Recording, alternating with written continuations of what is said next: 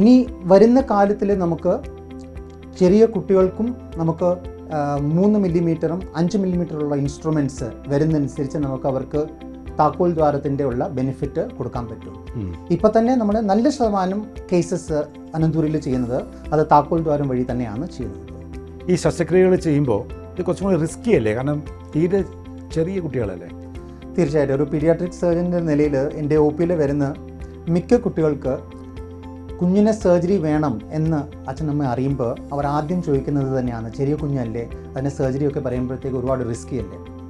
അനന്തപുരിയിൽ നമുക്ക് നല്ലൊരു പീഡിയാട്രിക് അനസ്തീസിയ ടീം, ഏറ്റവും ആധുനികമായുള്ള ഓപ്പറേഷൻ തിയേറ്ററിലുള്ള ഉപകരണങ്ങൾ, പിന്നെ നിരവധി പീഡിയാട്രീഷ്യൻ കൺസൾട്ടൻസ് ആയിട്ട് നല്ലൊരു പീഡിയാട്രിക് ICU സെറ്റപ്പും നല്ലൊരു NICU സെറ്റപ്പ് ഇതെല്ലാത്തിൻ്റെ സേവനം ലഭ്യമാണ്. തന്നെയല്ല, ലോകമെമ്പാടുമുള്ള അനസ്തീസിയയുടെ ടെക്നോളജി കാരണം ഇപ്പോൾ നമുക്ക് നല്ല ഒരു സുരക്ഷിതമായ സുഖമായ ഉള്ള ഒരു സർജറി എൻവയറമെൻറ്റ് കുട്ടികൾക്ക് കൊടുക്കാൻ പറ്റുന്നു.